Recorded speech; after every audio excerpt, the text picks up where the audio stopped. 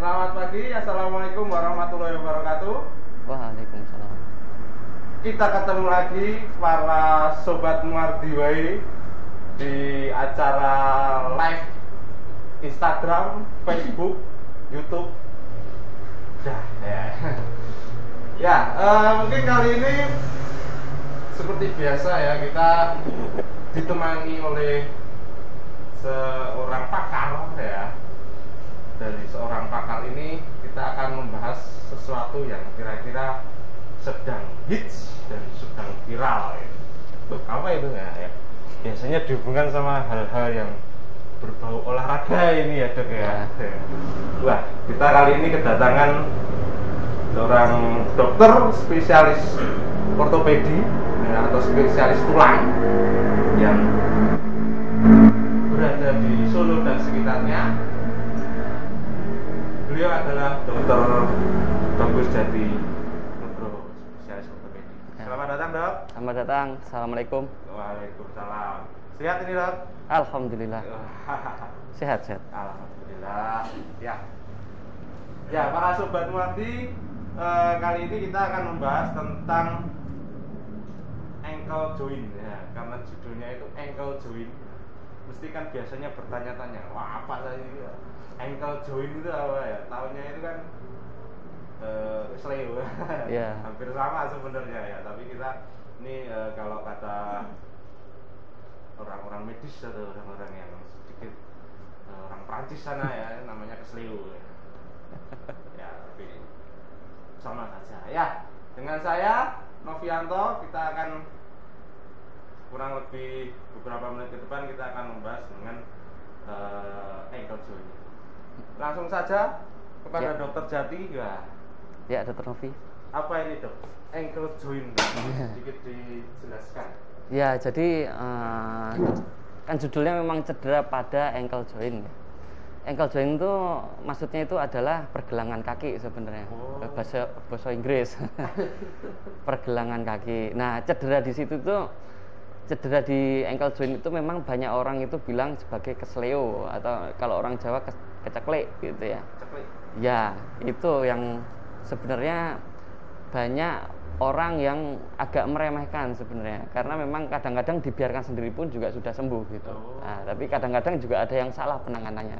Nah, yang kita mau mungkin agak dibahas di sini tuh tentang itunya gitu, salah penanganan itu. Iya.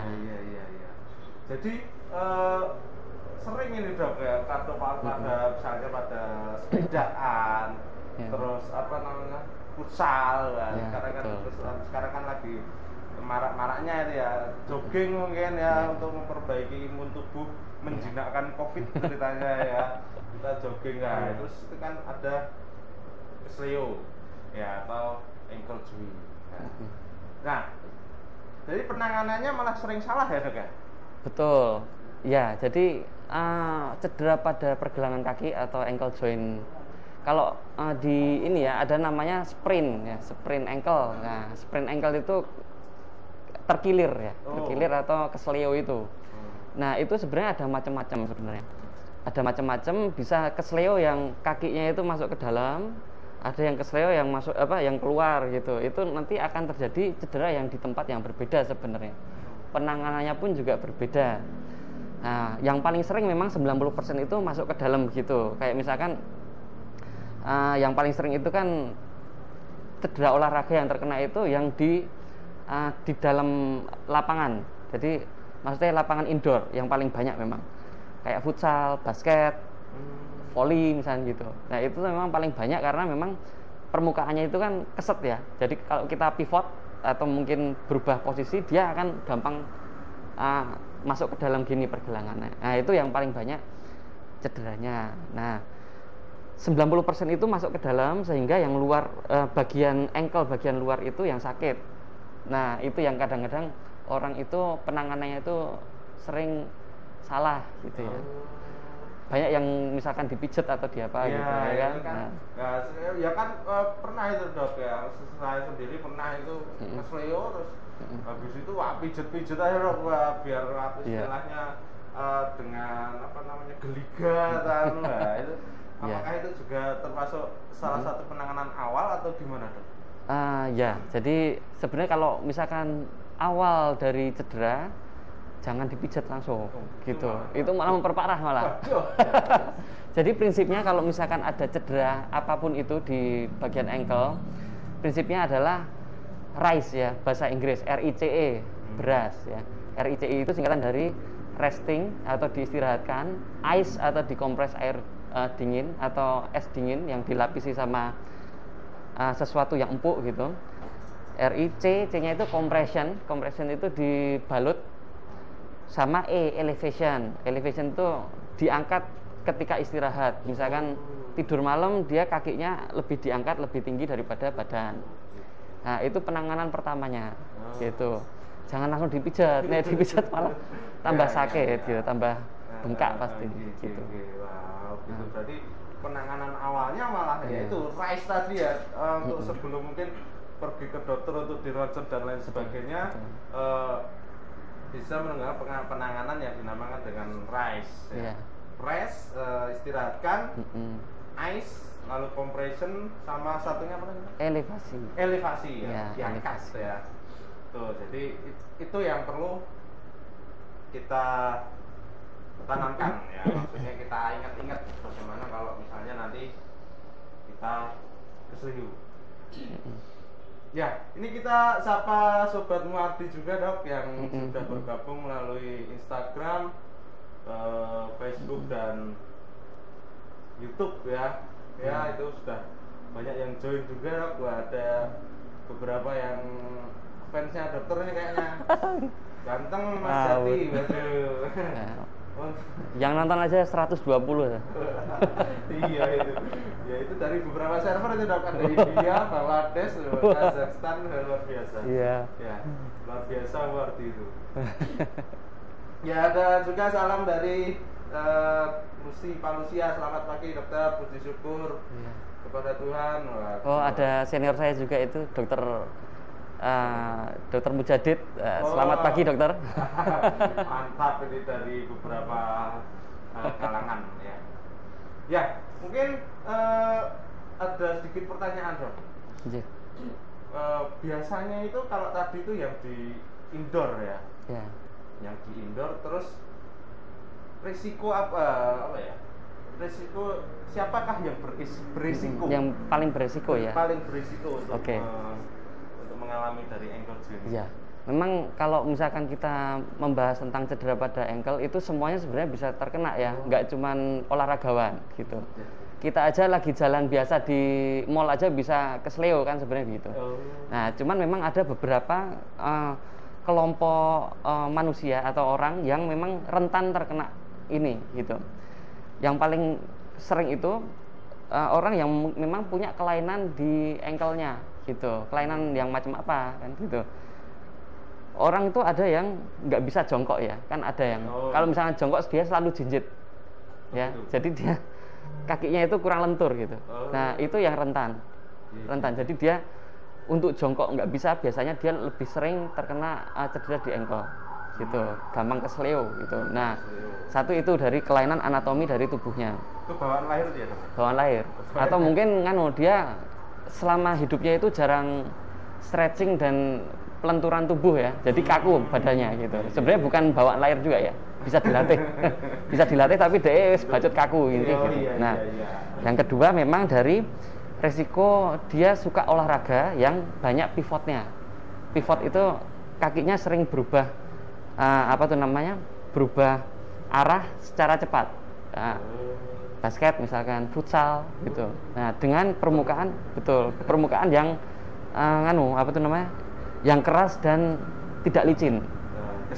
Keset, betul. Nah, itu karena kita kan sering ngerem tuh. Nah, sering ngerem itu gampang terkilir gitu. Apalagi orang itu jarang latihan penguatan otot di bagian betis. Nah, itu sering kali terkena ankle gitu. Oh, jadi ada beberapa yang berisiko ya Dok ya? Iya. Kalau yang berat badan lebih gimana Dok? Itu juga mungkin derajat keparahannya. Nah, karena ya betul. Jadi karena cedera pada ankle itu kan ada tiga grade ya. Nah, dari beratnya penyakit itu ada tiga. Yang pertama itu grade 1, 2, 3 itu yang pertama itu yang paling ringan, mild atau yang paling ringan. Yang kedua itu yang moderate, yang biasa, yang tengah-tengah, sama yang severe atau yang paling berat. Nah, ini kita sekarang membahas tentang ini. Kalau misalkan grade 1 dan 2 atau yang ringan atau yang sedang, itu biasanya 2 minggu itu sudah sembuh sendiri. Biasanya. Itu ya. Ya. Dengan catatan ya, dengan penanganan yang betul. Rice tadi ya. Ya, ya betul. Kalau misalkan penanganannya salah, misalkan dipijat gitu, karena kadang-kadang orang juga bilang aku dipijat wis mari kan gitu, ya kan? Lu kok bisa? Ya memang betul, tapi mungkin dipijat tuh sembuhnya 4 minggu gitu. Mungkin kalau dengan penanganan yang betul 2 minggu udah bisa olahraga lagi gitu. Nah, kadang-kadang orang, wah aku wis dipijat enak kok gitu. Nah, intinya gitu. Terus kalau misalkan yang derajat berat atau severe itu, memang kadang-kadang itu ada yang perlu digip juga, sampai digip 1 minggu, baru nanti setelah itu latihan rehabilitasi. Begitu. Iya. Ya. Jadi memang ada tingkat-tingkatannya ya, Dok, ya. Ada tingkatannya, betul. Penanganan juga penanganan juga harus benar dan sesuai dengan tingkatannya juga. Termasuk dari posisi bukan posisi anatomis, dari kondisi anatomis tadi ya, dari lahir maupun dari latihan kebiasaan. Betul. Ya. Terus tadi kayaknya setelah dipijat itu setelah terjadi ankle joint atau kesleo, kalau penanganannya salah itu bisa malah memperparah. Betul. Ya. Memperparah itu sampai komplikasi apa itu? Jadi ya kita kan nggak tahu ya, maksudnya alternatif itu kan bisa macam-macam. Ada yang dipijat, ada yang dipelintir-pelintir, mungkin ditarik-tarik gitu kan. Kita kan nggak tahu ya. Ya. Ada yang dibebat mungkin terlalu kenceng ya, macam-macam. Tapi memang yang paling ringan itu kan biasanya orang terkilir itu kepengennya diurut ya. Kepengen diurut. Nah, ketika diurut ya tadi yang seperti saya udah bilang ya. Kalau dengan penanganan yang betul, urutan-urutan penanganan yang betul sampai rehabilitasi, mungkin 2 minggu dia sudah bisa kembali ke olahraga lagi, misalkan gitu. Tapi setelah misalkan dia penanganannya dipijat dulu, misalkan awal-awal diurut-urut gitu, mungkin dia akan sembuh, tetap sembuh, tapi dia lebih lama. Dan itu hanya berlaku di grade 1 dan grade 2 saja. Ya, naik grade 3 artinya gini, kalau grade 3 itu pasti sudah ada yang pedot. Pedot apanya? Uratnya. Jadi kan di situ kan di ankle itu kan banyak urat ya. Maksudnya ligamen kalau kita bilang ya. Nah, ligamen itu ketika cedera itu bisa molor, bisa putus. Nah, kalau molor itu biasanya dia akan diistirahatkan aja bisa sembuh sendiri gitu. Tapi kalau sudah putus, nah dengan penanganan yang tidak baik, dia putusnya tidak akan bisa nyambung. Sehingga malah perlu operasi nantinya. Yang pada awalnya tidak perlu operasi, hanya perlu digip, salah penanganan malah jadi perlu operasi, kan sayang sekali. Gitu. Nah, tanda-tandanya kalau urat tadi putus itu apa, Dok? Ya, jadi memang agak ini ya, mungkin kalau untuk teman-teman yang ikut ini bisa melihat dari penampakan bengkaknya.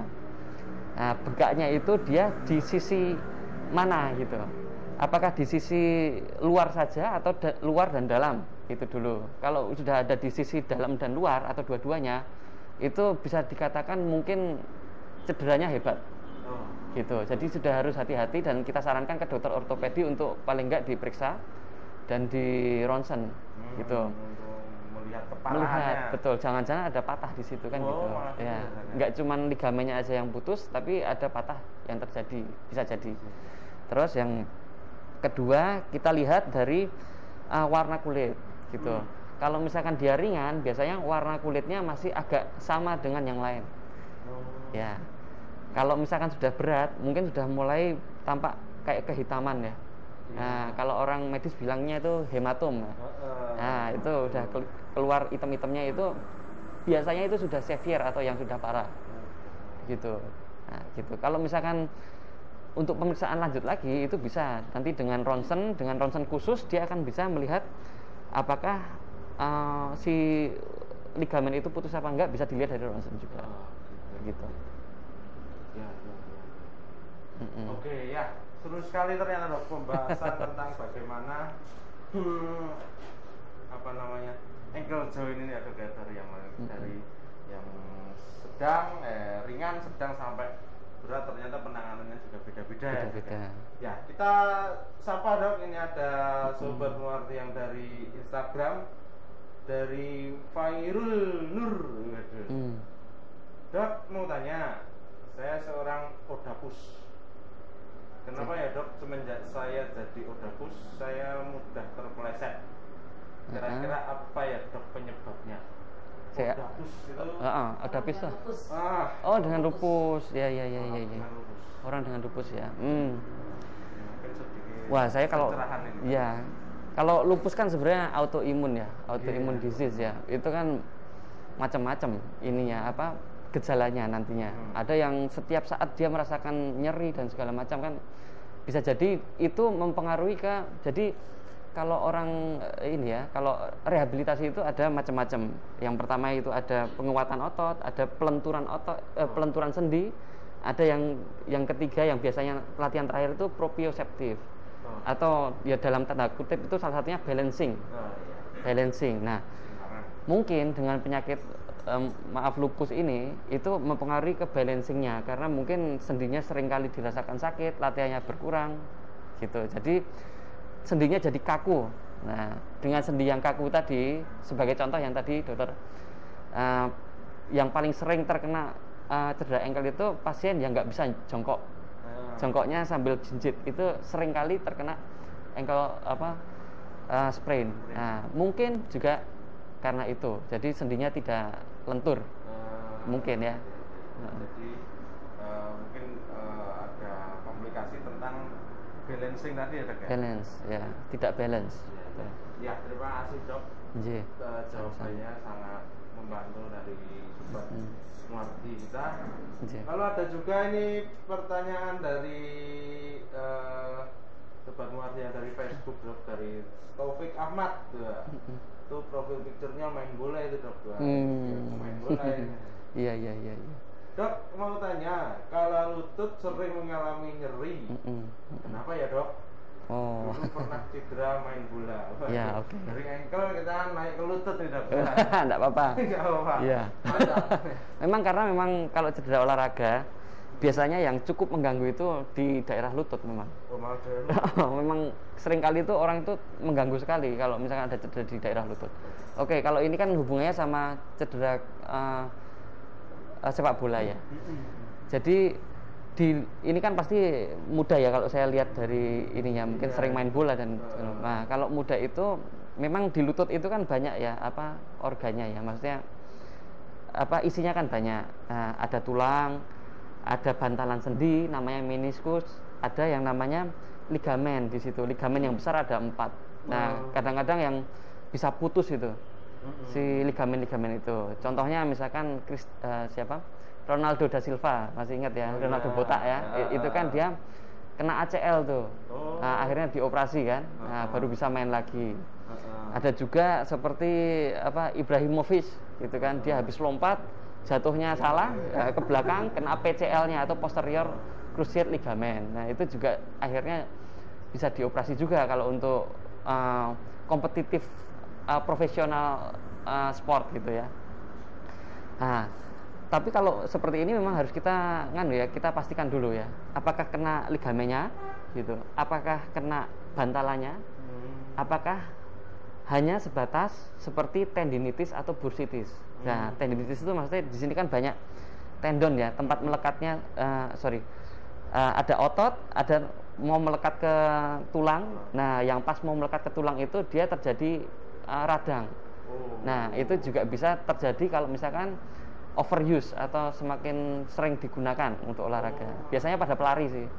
Nah, misalkan di sini ada otot besar nempel di daerah lutut. Nah, karena sering buat lari, fleksi ekstensi, akhirnya di situ terjadi tendinitis atau radang. Nah, ya itu perlu rehabilitasi seperti itu. Ya.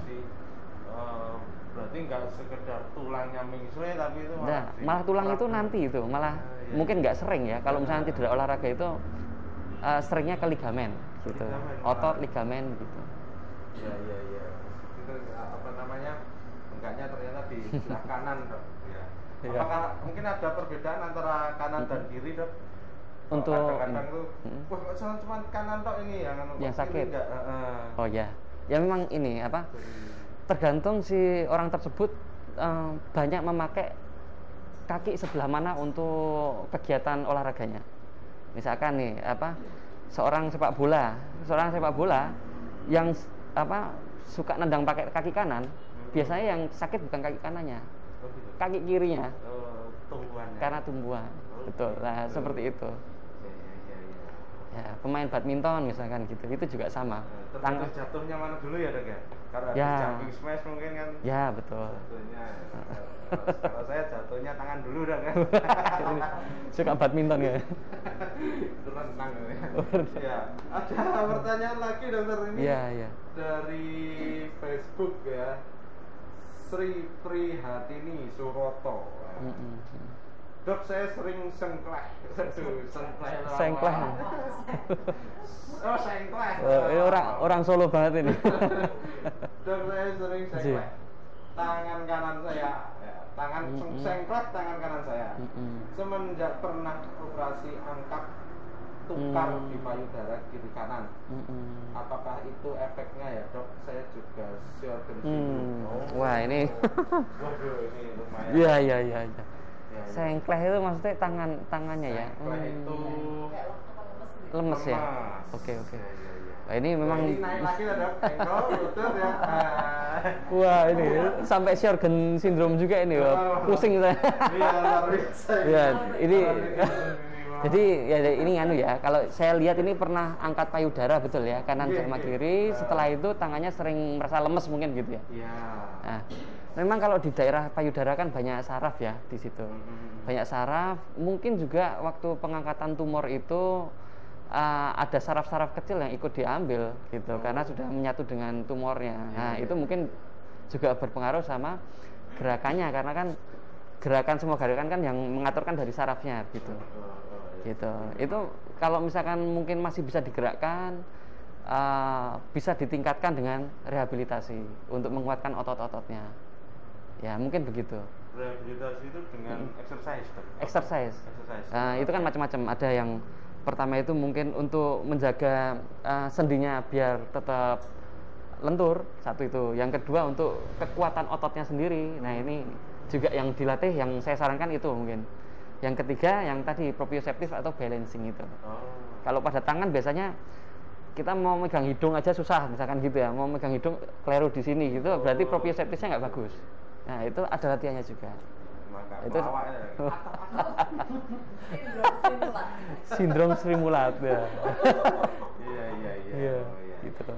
Wah, menarik sekali ya pembahasan kita dari yang ankle sampai ke sampai tadi ada yang udah push, ada juga yang Sjögren syndrome. Luar biasa. Iya. Ya, kita gantian sapa yang dari Instagram nih dok. Ini ada Rulita Prabowati. Selamat pagi dok. Ada tips untuk menghindari cedera olahraga?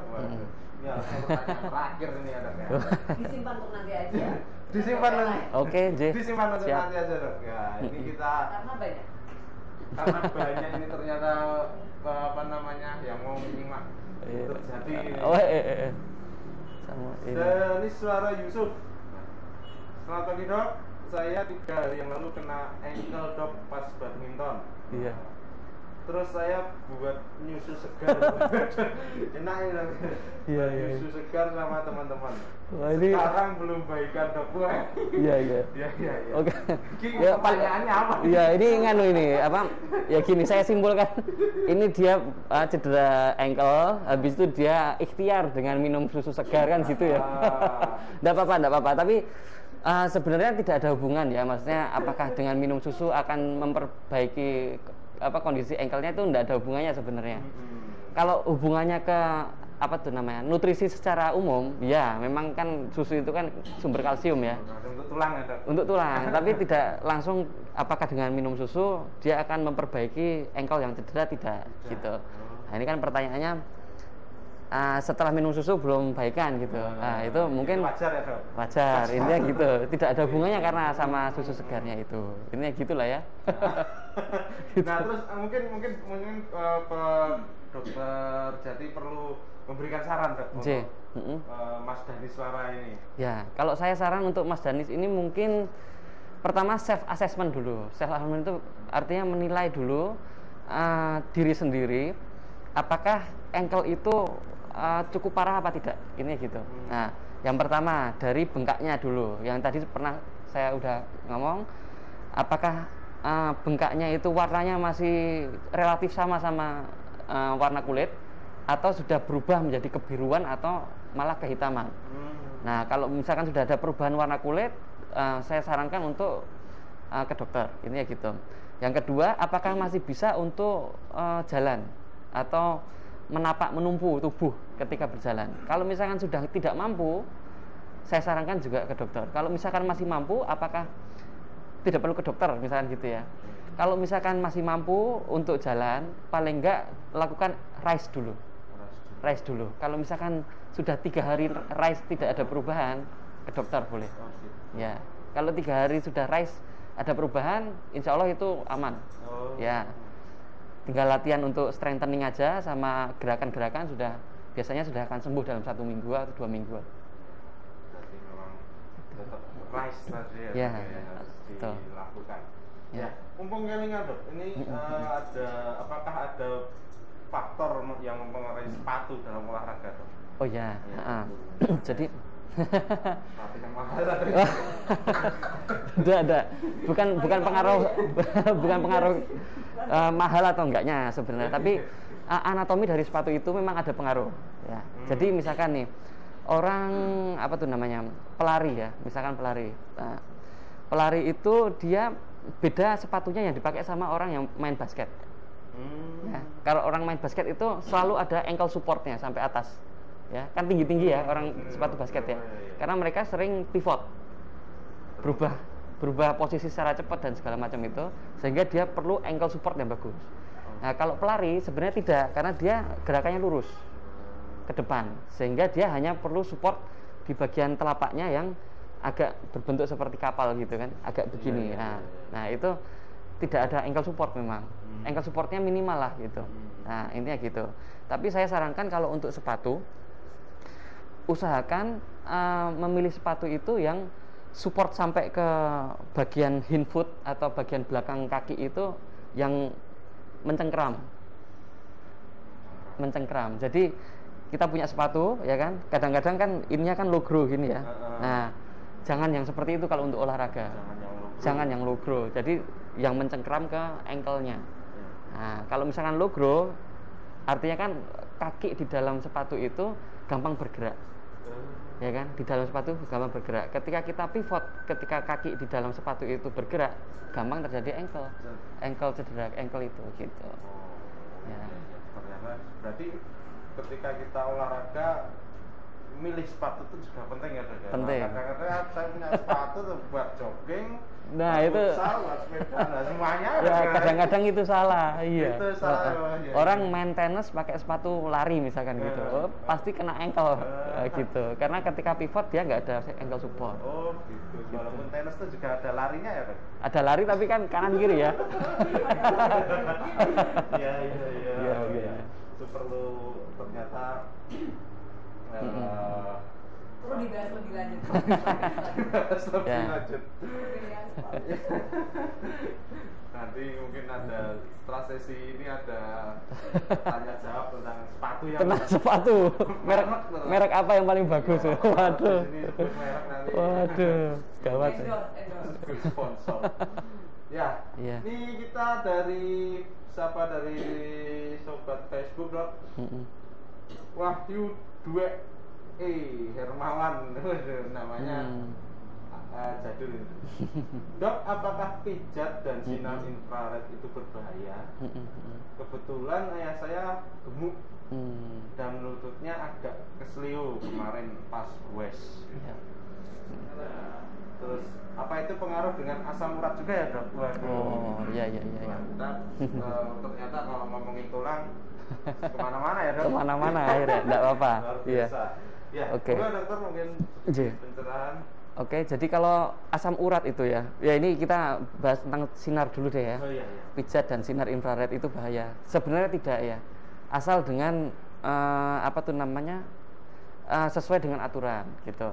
Infrared itu kan juga dipakai sama teman-teman dari rehabilitasi medis ya.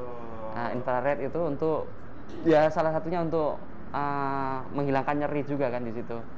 Menghilangkan nyeri, mungkin juga ada melunakkan otot yang kaku dan itu akhirnya lebih apa tuh namanya lebih nyaman dan tidak nyeri gitu. Tapi kadang-kadang kalau misalkan kita mungkin beli sendiri kan gitu, wah ada infrared ini murah, terus dia pakai sendiri jadi sakit. Nah itu bisa jadi terjadi, bisa terjadi seperti itu karena memang kadang-kadang terlalu dalam. Misalkan targetnya di sendi, dia bablas sampai ke targetnya di otot, dia bablas sampai ke dalam. Nah akhirnya jadi nyeri di situ. Nah jadi harus sesuai aturan. Nah pijat pun juga seperti itu. Jadi pada misalkan otot-otot yang terjadi cedera, misalkan strain ya, jadi ada ototnya itu robek sedikit sehingga ada perbaikan otot itu tuh kan, penyambungan otot itu kan juga ada ya. Itu juga kadang-kadang perlu ada massage atau pemijatan di otot itu sehingga otot itu kembali lentur. Nah, tapi juga itu sesuai dengan aturannya gitu.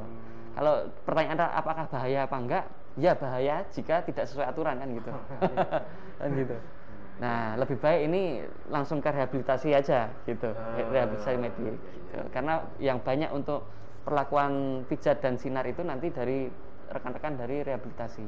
Ada ahlinya ya kan? Betul. Nah, terus untuk ini kebetulan ayah gemuk dan lututnya agak kesleo pas goes. Apa pengaruh dari asam urat? Kalau pengaruhnya dari habis goes sakit di lutut, mungkin itu bukan karena asam urat. Itu ya mungkin bukan dari asam urat, karena asam urat itu terjadinya bukan karena pengaruh dari gerakan olahraga segala macam gitu. Itu memang karena asam urat tinggi sehingga sendi-sendinya jadi sakit gitu. Nah gitu, dan biasanya nggak cuma satu sendi tok, kalau asam urat itu beberapa sendi biasanya. Dan yang mungkin yang kecil-kecil gitu ya. Nah gitu betul. Nah, jadi tidak ada hubungannya mungkin sama asam urat untuk kasus ini. Jadi kalau asam urat itu kan mungkin pas istirahat terus nyeri sendiri. Ya. Untuk gerakan sih memang gerakan baru nyeri, tapi mungkin bukan karena habis olahraga kesleo habis itu jadi asam urat enggak. Iya. Tapi kalau misalnya punya asam urat lalu cedera, apakah memperparah dok? Ya bisa memperparah. Bisa memperparah. Gitu. Betul. Jadi memang ya hati-hati asam urat. Hati-hati yang punya asam urat. Iya. Kacang-kacangan gitu ya. Betul.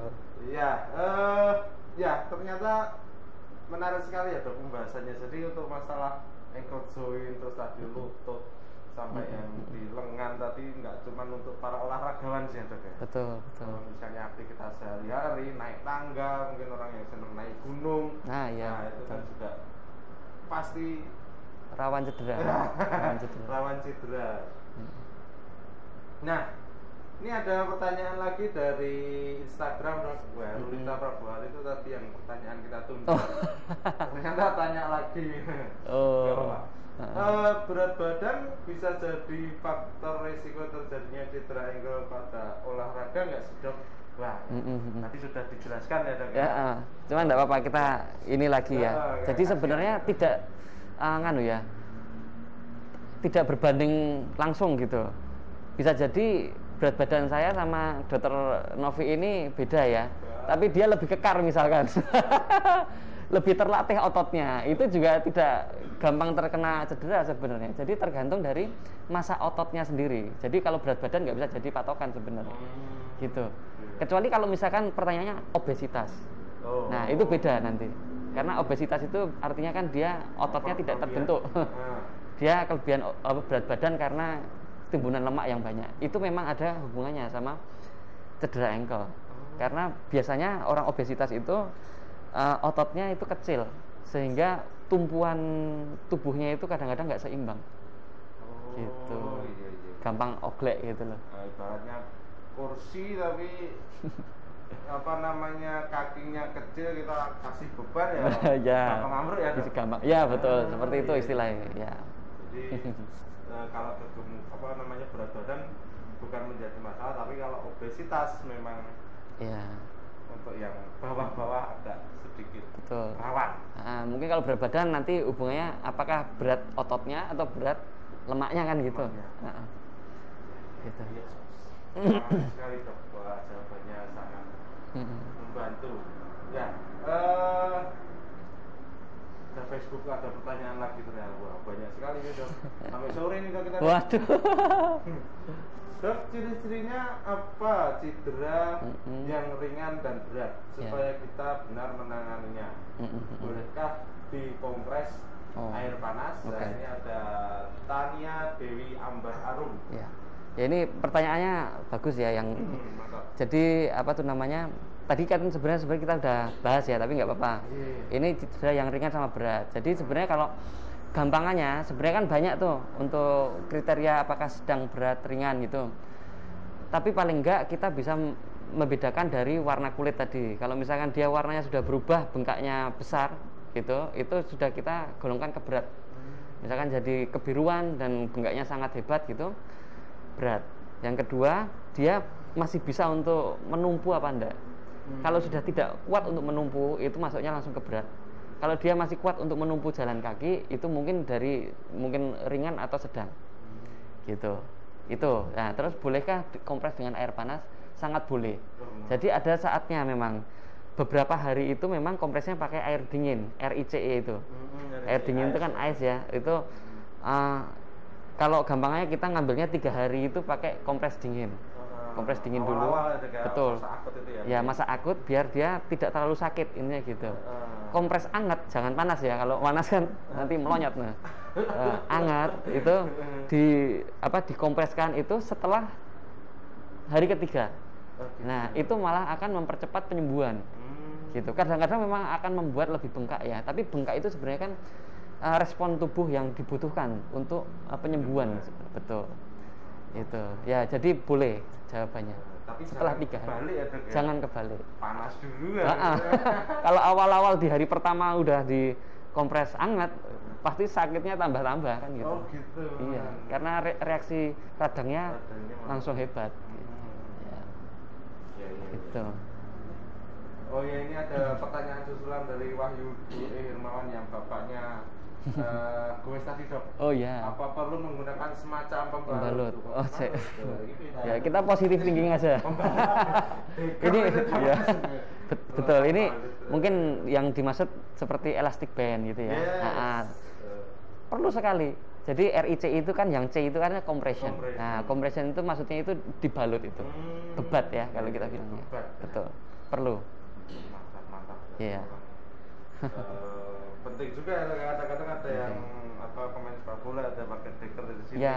gitu. Nah, sekarang ada lagi yang bukan baru juga ya, tapi mungkin di Indonesia masih belum banyak yang pakai. Namanya kinesio band. Yang warna-warni itu kalau misalkan jenengan pernah lihat tapping, ya, tapping itu juga sangat bermanfaat. Itu untuk cedera-cedera olahraga itu banyak sekarang yang pakai seperti itu. Yang pencegahan apa penyembuhan? Itu bisa pencegahan dan penyembuhan. Oh. Betul. Bisa pencegahan dan penyembuhan. Tapping. Tapping. Dibeli dulu. Padahal nggak pernah olahraga sih kita. Yang penting ketok kayak keren. Oh iya, kita kayak atlet gitu ya. Iya. Ya, kita sama lagi dok. Waduh, Iya. ini banyak sekali. Nggak apa-apa ini dokter jadi. Dokter, dulu saya dari Wiwin Yuniastin. Dokter, dulu saya pernah mengalami cedera tempurung lutut. Waduh, benar. Sorry. Ini kekelus ya. Keklus.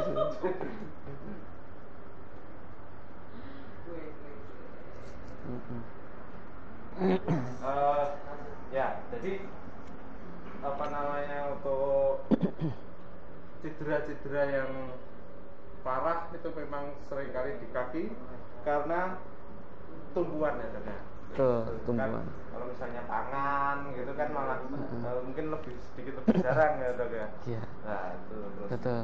Dan memang kalau kaki itu kadang-kadang itu gini ya, cedera di kaki itu kan banyak sebenarnya. Jadi di kaki sendiri, ankle sama kaki itu tulangnya ada 26, sendinya ada 30, otot sama ligamennya ada 100 lebih. Oh. Jadi misalkan kena satu ligamen aja atau satu tendon aja itu kan sebenarnya pengobatannya kan bisa beda-beda kan gitu. Antara 100 tuh kita cari satu misalnya gitu. Nah, tulangnya misalkan kita keceklek gini ya kan, jangan-jangan ada yang patah, patahnya di mana gitu. Bisa jadi di tulang apa tuh namanya, tulang kakinya, bisa jadi di tulang malleolus atau poloknya. Nah, itu macam beda-beda. Jadi memang sebisa mungkin jangan ambil inisiatif ke alternatif dulu gitu. Ya intinya gitulah ya. Salah ya, soalnya saya kemarin tuh baru dapat kasus ya. Mungkin kalau ada residen yang ikut nonton ini, kemarin tuh di Poli saya ada dapat pasien masih muda, dia pemain sepak takraw. Pemain sepak takraw, dia pernah ke Sleo sekitar 6 bulan yang lalu. 6 bulan yang lalu atau 8 bulan gitu. Ke Sleo tapi dia diemin, cuman dipijet tok gitu. Terus habis itu beberapa bulan dia datang ke dokter baru datang ke dokter, di ronsen lah. Di ronsen sudah terjadi adanya pengapuran di sendi. Nah, pengapuran di sendi engkel di bawahnya. Di engkel itu kan ada sendinya macam-macam. Nah, itu ada subtalar jointnya itu pengapuran.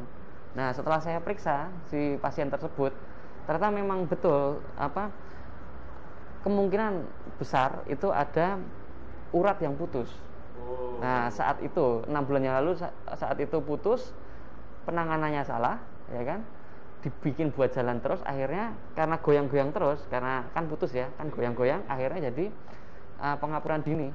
Usianya masih muda kan sayang. Akhirnya sendinya harus kita matikan kalau seperti itu. Amputasi dong? Bukan. Jadi istilahnya artrodesis atau penyatuan sendi. Nah, gitu. Berarti kan sayang. Diputus terus disambungkan lagi dengan jadi sendinya kita rapikan, habis itu kita dekatkan di pen istilahnya. Nah, gitu. Nanti biar jadi nyambung sehingga tidak buat nyeri lagi. Istilahnya begitu. Kan sayang ya sebenarnya. Padahal kalau 6 bulan yang lalu dia penanganannya betul, nggak akan sampai seperti ini dan bisa untuk sepak takraw lagi kan. Sayang banget. Iya. Ya, ini pesan juga untuk sobat-sobat pengerti dan seluruh pemirsa ya, dan seluruh masyarakat, bahwasanya janganlah pergi ke alternatif dulu, jalan yang lurus saja ada gitu ya. Siratal mustaqimnya jelas ya. Mustaqimnya jelas ya. Walaupun nanti kalau misalnya medis sudah nyerah, ke alternatif ngawur nggak boleh. Ngawur aja. Kebanyakan kan waduh, saya ke alternatif dulu. Saya nggak perlu dokter, waduh. Nanti setelah ke alternatif yang non sewu ya istilahnya, bukan menyalahkan alternatif tapi terus dengan cara yang salah, dengan hanya pengalaman tanpa dengan suatu keilmuan, ternyata malah memperparahkan. Ya, betul. Rugi ya. Betul. Yang rugi dokternya ya enggak ya. Rugi pasiennya yang sendiri. Ya ini tadi yang sempat terputus dok dari Wiwin Yuniastin ya. Dokter, dulu saya pernah mengalami cedera tempurung lutut meleset. Beberapa kali kejadian seperti itu. Sekarang kalau bepergian atau bersepeda mesti pakai deker ya, pembantu. Nutrisi untuk menguatkan lutut apa ya? Oke. Ya, ini sebenarnya pertanyaannya sama penjelasan di atasnya agak kurang nyambung ya sebenarnya. Jadi memang tidak ada maksudnya cedera tempurung lutut yang meleset berkali-kali itu bukan terus kita minum nutrisi apa dia akan jadi baik, tidak seperti itu. Jadi kita mungkin harus memastikan dulu penyebabnya yang dia sering dislokasi istilahnya itu apa. Jangan-jangan memang tulangnya di daerah lutut itu ada yang salah. Nah, kita pastikan dulu dengan ronsen kan gitu. Jangan-jangan yang kedua ototnya kurang kuat. Nah, jadi ada pengikat tempurung lutut itu kan diikat tuh, ada ligamen di sekelilingnya itu. Nah, itu juga jangan-jangan kurang kuat. Nah, intinya gitu. Kalau udah ketemu masalahnya di mana, baru kita perbaiki. Nah, misalkan tulangnya kita perbaiki. Kalau misalkan pengikatnya di sebelah-sebelahnya ya kita juga bisa perbaiki dengan dikencangkan. Nah, istilahnya ya operasi, tapi kalau dikencangkan tuh operasi yang relatif operasi sedang lah, nggak operasi besar. Kalau yang tulang ya mungkin operasinya memang agak besar gitu. Nah, terus nutrisi untuk menguatkan lutut apa gitu. Kalau nutrisi untuk menguatkan memang ini tidak berhubungan langsung ya. Kalau nutrisi ya memang kalsium, ya mungkin ada yang glukosamin, walaupun sebenarnya glukosamin itu juga secara keilmuan juga sudah tidak banyak manfaat sebenarnya. Oh, gitu. Memang glukosamin itu ada di sendi itu sendiri, tapi dengan minum glukosamin apakah menambah nutrisi di sendi itu masih dipertanyakan. Jadi tapi kadang-kadang juga orang kalau nggak dikasih obat itu juga mungkin sugesti ya, nggak nyaman gitu. Akhirnya juga minum itu juga gitu. Ya boleh, tapi sebenarnya tidak berbanding langsung ya antara nutrisi dengan kuatnya lutut. Kekuatan dari lutut atau sendi itu tergantung dari kekuatan otot-otot di samping-sampingnya. Nah, kekuatan itu hanya bisa meningkat dengan latihan, exercise, ya, begitu. Jadi pemanasan ya, pemanasan dulu, terus habis itu sering dilatih dan itu bertahap ya, enggak langsung. Ya, menguatkan ototnya. Sekarang kan orang kalau gue 100 kilo. Lagi muter-muter komplek aja capek ya. Lagi ngetren itu. Kalau orang bilang itu namanya itu hamba Strava. Hamba Strava, tahu Strava ya? Pokoknya yang penting Strava ini tampilannya pokoknya kudu wah gitu di Strava. Gitulah ya. Ya, waduh mantap sekali Dok. Waduh, ini ada dari Bunda Nela Zuwandi 1 bulan 04. Dok, awalnya ayah saya goes dan tiba sepulang goes lututnya agak bermasalah dan sekarang agak sakit dipakai jalan. Ini sama ya seperti tadi ya. Kemarin saya terapi dengan urut dan sinar infrared. Nah, ini urutnya di mana ya sebenarnya? Apa ada pengaruh asam urat? Nah. Ya, tadi sudah pernah ditanyakan ya sama yang tadi. Kalau memang sebelumnya memang punya riwayat asam urat ya, mungkin ada pengaruhnya karena dengan sendi yang terkena asam urat itu dia akan lebih gampang sakit. Nah, gitu. Tapi kalau saya lihat dari cerita di atasnya, setelah goes dia bermasalah, mungkin belum tentu juga asam urat gitu. Mungkin tadi seperti bursitis atau tendinitis. Jadi tempat melekatnya si otot itu terjadi radang. Nah, itu bisa. Karena kan goes kan nekuk lurus. Nah, akhirnya ototnya ya cedera gitu. Gitu. Oh, jadi ya harus tadi ya pemanasan sama exercise tadi. Iya, betul. Wah, ini. Waduh, ini ada dari Dikal Zikri. Waduh, ini Dok, kalau Osgood-Schlatter syndrome terjadi di usia dewasa. Oh, dewasa. Tonjolannya bisa menghilang nggak, Dok? Ya. Jadi Osgood-Schlatter itu sebenarnya kan tempat menempelnya si urat atau tendon di patella atau di tempurung lutut yang menempel ke tulang tibia atau tulang kering lah ya, di bagian paling atas. Itu kalau misalkan dia masih muda atau masih belum tulang dewasa ya, masih anak-anak gitu, kadang-kadang itu bisa terjadi masalah. Seringkali pada orang-orang yang anak-anak yang aktif kesana kemari, lari-lari segala macam, dan dia pertumbuhannya cepat, lebih tinggi daripada teman-temannya yang lain misalkan gitu, dan kurus biasanya gitu. Ototnya berarti sedikit intinya gitu. Dia seringkali terkena Osgood-Schlatter. Itu artinya tempat menempelnya si patellar tendon itu rodok ke dudut gitu. Jadi agak ketarik karena terlalu kuatnya otot-otot di paha.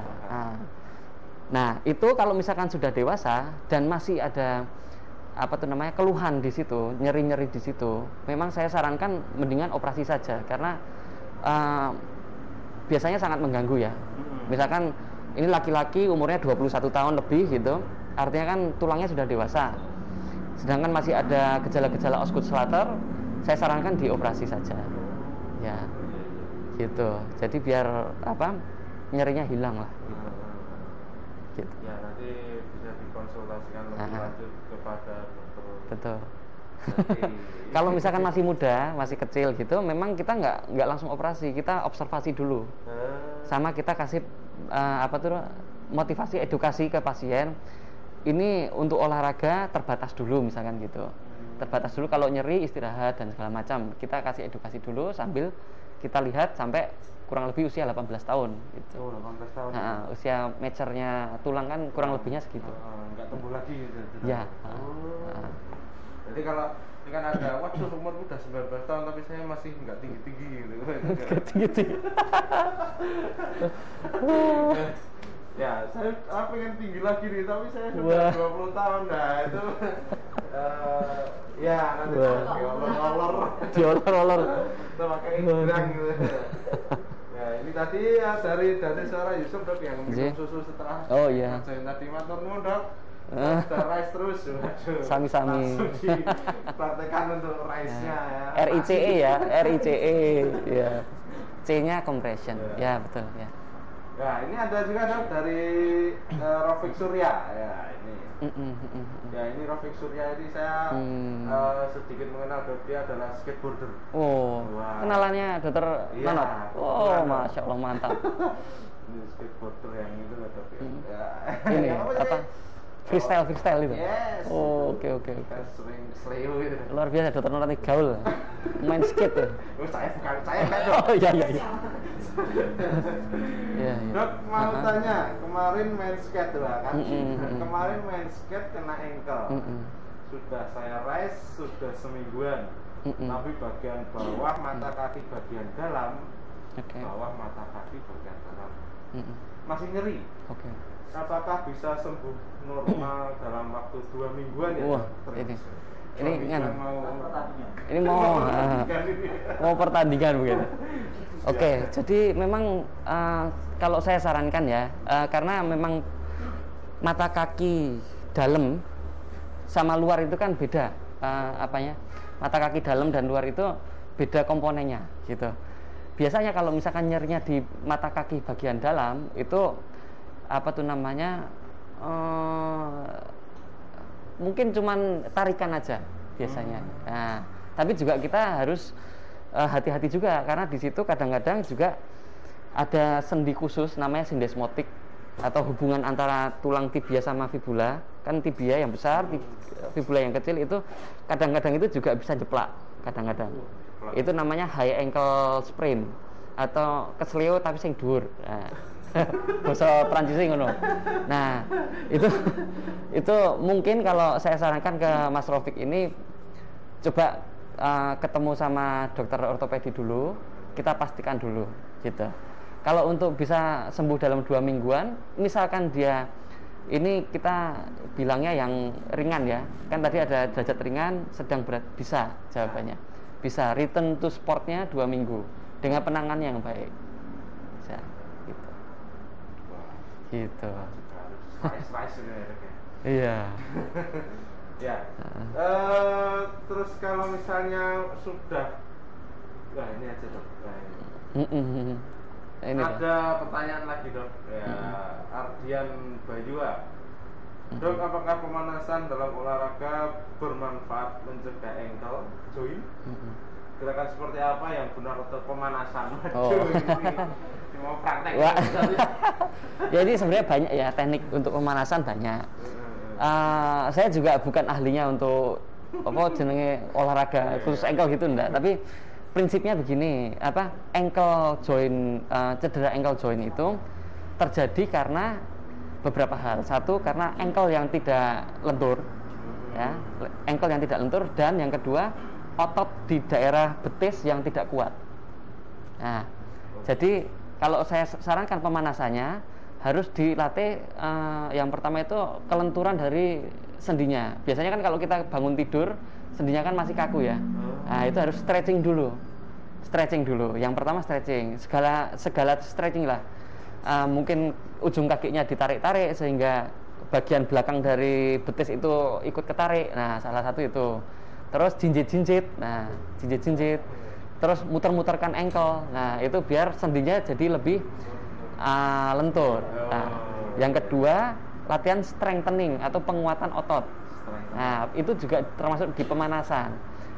Contohnya misalkan jinjit-jinjit, dihitung misalkan jinjit 1, 2, 3 sampai 10, turun lagi, jinjit 1, 2, 3 sampai 10, turun lagi. Atau squat jam, turun dulu, jongkok, habis itu naik.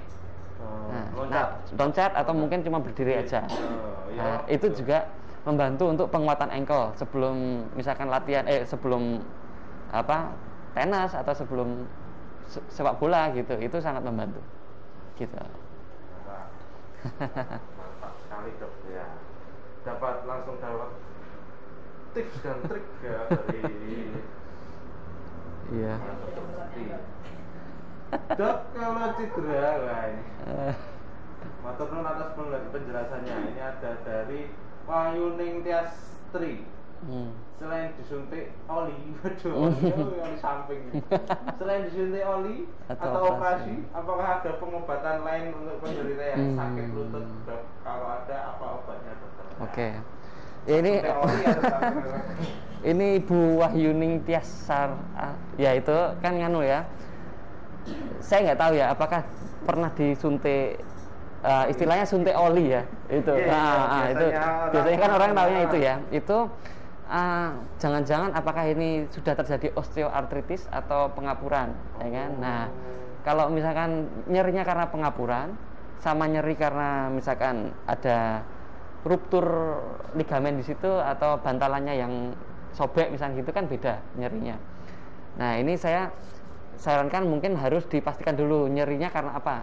Misalkan karena pengapuran, memang salah satunya adalah dengan fisioterapi. Nah, terapi sama ketika aktivitas mungkin dikasih penguat deker gitu. Nah, gitu. Ini kalau saya sarankan memang perlu dicek dulu sama dokter yang bersangkutan gitu. Tidak cuma suntik oli ya. Ya, tidak suntik oli atau mungkin operasi ya, mungkin larinya ke rehabilitasi dulu. Gitu. Iya. Siap, baik dok. Terus ini ada pertanyaan lagi dari Taufik Jokamsi. Dok, kalau cedera pada lutut dan dibekam dan keluar darah yang agak kehitaman, sebenarnya bagus nggak sih dok? Dan pengaruh ke syaraf gimana dok? Waduh, ini kalau ilmu bekam saya kurang paham nih ya. Tapi bekam ini dok. Ini kalau bekam itu kan istilahnya setahu saya kan mengeluarkan darah kotor ya. Cuman kalau apakah pengaruh ke syaraf saya kurang paham. Karena saya belum tahu tentang bekam. Maaf, belum bisa menjawab. Ya, memang kalau darah kotor tadi, kalau misalnya darah kulit menghitam tadi bukan darahnya yang menghitam ya dok? Ya itu darah yang terkumpul di bawah kulit atau di bawah jaringan lemak. Ya, itu bukan darah kotor sih ya. Ya, berarti tapi kalau itu disedot merah setepannya dok ya? Bisa jadi merah kalau awal-awal ya. Tapi kalau sudah ditunggu berapa hari disedot ya tetap hitam juga. Gitu. Itu tadi penjelasannya ya. Tapi kalau untuk bekam sendiri mungkin itu saya juga belum tahu, apa dokter Jati juga belum tahu ya. Kita belajar bareng sama ini bekam. Ya, ini sudah waktunya sudah habis dok ya. Enggak apa-apa. Ya, ini ada salam-salam juga, terima kasih dok, dan bikin happy, dokternya muda. Wah, ini pasti dokter Jati. Yang lucu dokter Nonot ini. Wah, boleh kenalan dok, namanya dokter siapa? Wah, ini sudah ada di Paulet. Nama saya dokter Nonot. Ya, terakhir dok, telapak kaki tiba-tiba nyeri, itu kenapa? Itu karena apa? Telapak kaki ya, oke. Kalau memang saya jawab ini ya, mungkin yang paling sering ya. Kalau telapak kaki nyeri, memang ada yang namanya plantar fasciitis ya. Plantar fasciitis itu sering memang untuk olahragawan juga sering ini. Itu terjadi karena memang di bagian telapak kaki itu ada kayak lembaran gitu, lembaran yang cukup keras di situ. Kalau misalkan terjadi robekan sedikit itu akan menyebabkan nyeri. Nah, kalau dibiarkan dia terjadi mungkin akan bisa terjadi plantar fasciitis atau peradangan di tempat melekatnya itu lembaran tadi gitu.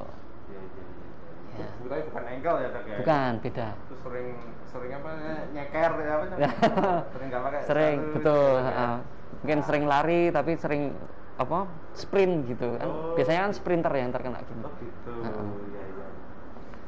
Ya, dokter mungkin itu pembahasan kita pada pagi hari ini.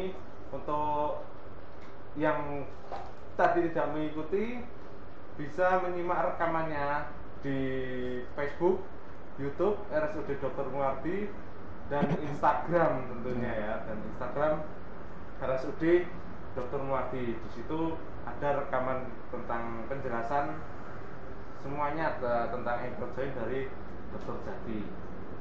Lalu terakhir dokter, tadi ada pertanyaan bagaimana mencegah cedera olahraga. Oke. Sebenarnya tadi sudah ada yang nanya ya, pemanasan seperti apa yang bagus. Jadi memang sebelum olahraga harus disempatkan untuk pemanasan dulu. Paling enggak stretching ya, stretching atau melenturkan ototnya. Gitu. Karena kalau sendinya yang misalkan ya, sendi ankle yang seharusnya bisa nekuk 100%, dia cuma gara-gara pemanasannya kurang, dia baru bisa nekuk 80%, itu akan rentan terkena cedera pasti gitu. Jadi memang pemanasan itu penting sekali. Pemanasan sangat penting ya. Itu Iya. pesan yang harus teman-teman dari Sobat Muardi ketahui ya. Bagaimana yang pertama adalah pemanasan, yang kedua adalah rise untuk pencegahan awal. Ya. Ya. Itu dokter untuk pertemuan kali ini. Terima kasih atas Matur waktunya, nuwun. atas kesibukannya ya. Tetap sehat selalu dokter Bagus Jati. Amin. Semoga selalu bahagia dalam menghadapi pandemi COVID ini ya dok ya. Ya, sama-sama. Ya. Ya, untuk Sobat Muardi kita cukupkan untuk hari ini. Kurang lebihnya saya mohon maaf. Assalamualaikum warahmatullahi wabarakatuh. Waalaikumsalam warahmatullahi wabarakatuh.